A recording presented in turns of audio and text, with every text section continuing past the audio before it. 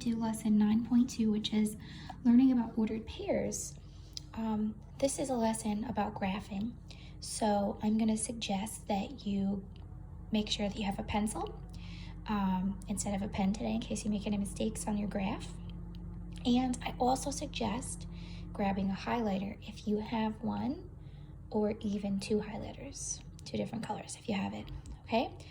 I'm going to start doing something slightly different from now on. Instead of giving you guys classwork to do along with homework, I'm just going to have you do the homework. And then if you'd like to do the classwork that I had originally assigned that you can see on the PDF, you're welcome to do that. But I just figured it'd be a little less work on your plates, okay?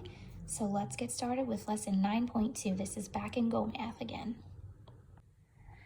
Okay, so first thing that we're going to talk about is how looking at a coordinate grid is similar to describing directions. So if you've printed this out, you can see what we have here. Unfortunately, I don't have color ink right now, but so I had the y-axis and the x-axis highlighted in different colors. So, sorry, this is a coordinate grid. This is what we use to graph points, and this is used in a lot of different areas. The basics are that the x-axis is the horizontal axis. It goes from left to right. The x is kind of short. The y-axis is the long vertical one. So imagine that your y is extending if you ever have a hard time remembering. The origin is where the x and the y-axis meet. The origin represents what we will use as our starting point, right? So think about the word origin. What does it sound like? Maybe originate, original, any of those words, they mean that they're the start of something or the beginning of something, right? So that's where we go to begin when we put points on our graph. This represents 0. This is the point 0, 0. So before we go on, let me just read this to you. Locating a point on a coordinate grid is similar to describing directions using north, south, and west and east. The horizontal number on the grid is the x-axis, as I already told you. And the vertical number line is the y-axis. So here's what I'm going to do. I'm going to quickly highlight those for you, and I suggest that you do the same. So I'll be right back. Okay, guys, not the best highlighting job in the world, but here you go. You can see the orange line is our x-axis. These are all of our x values going this way, and our y-axis gives us our vertical values, okay? So each point on the coordinate grid can be described by an ordered pair of numbers. The x-coordinate is the first number in the ordered pair. It's the horizontal location, or the distance that the point is from 0 in the direction of the y-axis. So what that means is we're always starting at the origin, okay? And the x-coordinate, which is the first number in your point, tells us which direction to go, to the right or to the left. Think about the number line. To the right on the number line, we have all positive numbers, and that's how it is on the coordinate grid. To the left on our number line, we have negative numbers. Same thing on the coordinate grid. Now the y-coordinate is the second number in the ordered pair. X always comes first in the alphabet, right? So X comes first in your point as well. Y is your second number in the point, and that gives you the vertical location. So that tells us how high up or how far down the point is from the origin. So the X tells us the right or the left, the horizontal direction, and the Y tells us the vertical direction, how high or how low. Okay? So let's see some examples. So here's our unlock the problem to begin. First thing I want to point out is that this grid that we're looking at here looks different than the one we were looking at before. So just to clarify, this is a full coordinate grid. What we're looking at here is only one what we call quadrant. So if I took this piece right here, this little box here, this quadrant, that's what I would have here. Okay, so you will a lot of the times be looking at just one quadrant like this, okay? The reason why this is a popular one is because these are all the positive x values and all the positive y values. Okay, so what I did was I highlighted the y-axis and the x-axis for you. And again, if you have trouble remembering, think about the y has that long part to it. That's your vertical, and your x is kind of short and squat, okay? And that's going horizontally. So they want us to write ordered pairs for the locations of the arena and the aquarium. So in order to do this, first we look at the horizontal direction. We look at the x value. So with a point, it's easy because what you do is you just follow it down. So I look down to my horizontal or my x-axis, and I can see the x value, is 3. Okay, so for the arena, they're already giving it to us, but I'm going to show you. You always put your x first with a comma, and then to find the y value, go over to the y-axis and see what number that is, and that's 2. So the coordinate point for the arena is 3, 2. Now to do the aquarium, this is the point here. First we do x, so we follow it down to the x-axis. Now you don't have to draw these dots, okay? I'm just doing it visually for you. The first the first number is 9, so you put a comma in between, and then the y value is followed over to the y-axis, 4. So that's the point 9, 4. Okay, so if you want to fill that in here. Okay.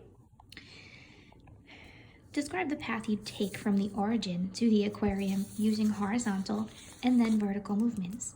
So if we're starting at the origin, remember that's the 0 here. That's the point where they meet.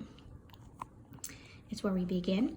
If I was going to go all the way to the aquarium, first I would go to the right 9 times, and then I would go up 4 times. Okay? So you can write that down. Go to the right. I'm going to just say units. 9 units. And then up 4 units. And if you don't want to write units, that's fine. You can say 9 times, 4 times. All right? And that's how we determine points. Okay, so let's do example 1. A point on the coordinate grid can be labeled with an ordered pair, a letter, or both. So most often, when you're looking at a coordinate grid, a lot of the times it's going to be labeled with just a letter. Sometimes it's labeled with the letter and the point. The more points that there are graphed on the coordinate grid, the less likely they are going to be written with the actual point. And that's just because of the amount of space that's available. Okay, so what we're going to be doing here is we're practicing plotting the points and then also labeling them, because labeling is very important. So part A they did for us. They wanted you to plot the point 5, 7 and label it J. So if you need to, my suggestion when you're first starting this out is to write above X, Y. So that you don't forget which one's X and Y. Okay, so when you go over here, you know that you're going over to the right 5 because your X value is 5. And then you go up to the 7. And then you place your point and you call it J. Okay, now we're going to do this one ourselves. We're going to plot the point 8, 0.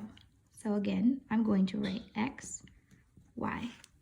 So my X value is 8. So I start at the origin, I go over to the 8. Okay, now from here I'm supposed to go up or down for my Y, but I have Y is 0, so I don't go anywhere. I leave my point right here. This is the point 8, 0, so we're going to label it S, 8, 0. Okay, and that's how you plot that. So just to fill in these blanks, from the origin we move right 8 units and then up 0 units. And that's what we did. Okay. Next, example 2. Finding the distance between 2 points. I should say that this is only going to work for vertical and horizontal lines. Once we have a diagonal line, there's a whole different process to find the distance.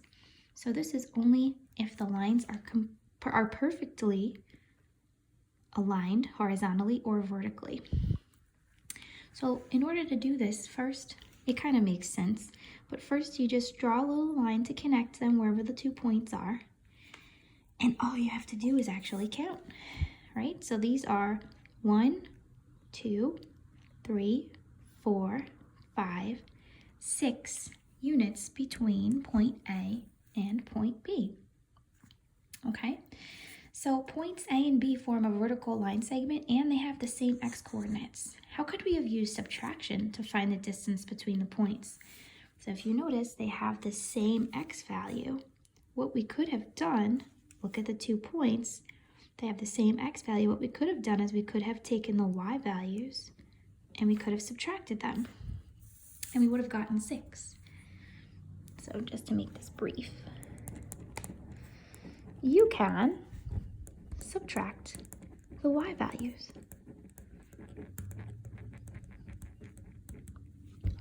Okay.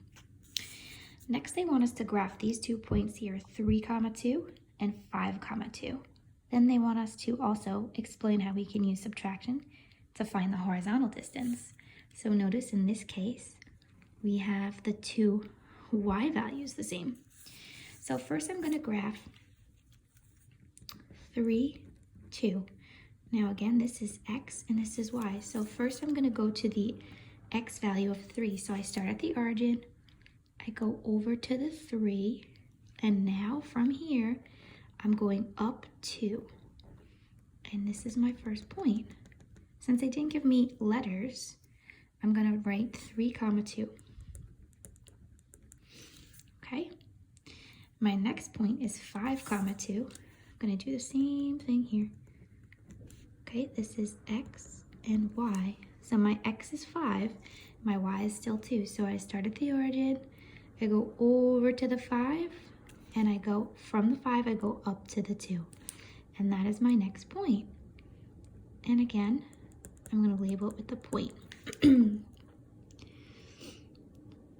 Now, we want to look at the horizontal distance between them. So of course you can draw this line and we can count, right? But the other way that we could possibly use subtraction is because the y values are the same, when you look at these x values, I can simply subtract the x values and I can find that distance, okay?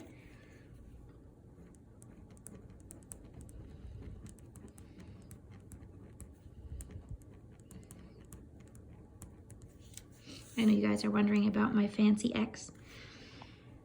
Once you've done a lot of algebra, you start writing your variables, which are the letters that we use in math. You start writing them in a script kind of way.